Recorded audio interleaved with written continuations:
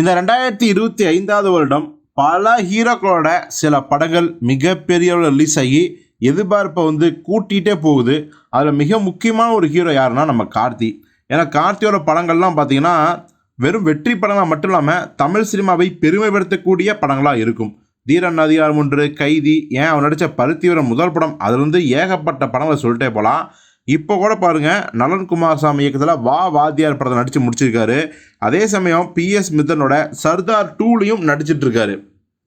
எல்லாத்தையும் விட ரொம்ப ரொம்ப மிக முக்கியமான ஒரு அப்டேட் என்னென்னா, தமிழ் டானாக்காரன் படத்தை இயக்குனர் தமிழ். அவர் நமக்கே தெரியும், வெற்றிமாறனோட உதவியாளர், வெற்றிமாறனோட அசுரன்.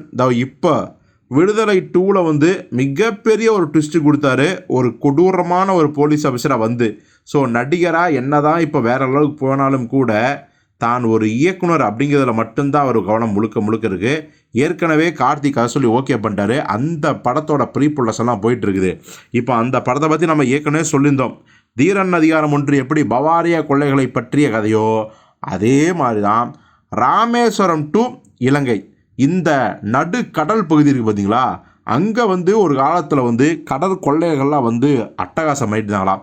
இது 1960 காலகட்டத்தில். ஸோ அப்படி அவங்க அட்டகாசம் பண்ணது யாரை அட்டகாசம் பண்ண அத்தனை பேர் இருந்தாங்களே, அதனுடைய பின்னணி என்ன, அந்த கடல் கொள்ளைகள் நிஜமாலுமே யாரோட தூண்டுதல் பேரில் அவர்கள் வந்தாங்க, அவங்க உண்மையான தமிழர்களா இல்லை இலங்கையா, யார் என்ன அப்படிங்கிற ஒரு மிகப்பெரிய ஒரு விவரணையை இந்த படத்தில் இருக்குன்னு சொல்கிறாங்க.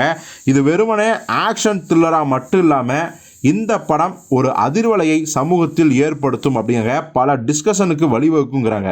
ஸோ தமிழ் அவர்கள் ஒரு திருப்தியான ஒரு ஸ்கிரிப்ட் பண்ணி முடிச்சிட்டாரு. ஆனால் அதுலேயும் பார்த்தீங்கன்னா 2 பாகங்கள் அப்படிங்கிறத அவர் தெளிவாக சொல்கிறாரு. இது ஒரு பாகத்தில் மட்டும் சொல்லக்கூடிய கதை கிடையாது.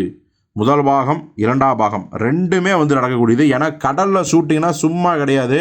கடலில் கப்பல், அதுவும் பீரியாடிக் ஃபிலிம் அப்படிங்கும்போது வேறு லெவலில் உழைப்பு தேவைப்படும். ஸோ அந்த பேக்ட்ராப் ஆகட்டும், எல்லா விஷயமும் காஸ்டியூம் முதற்கொண்டு எல்லாமே பக்காவாக இருக்கணும், இல்லைன்னா நல்லா இருக்காது.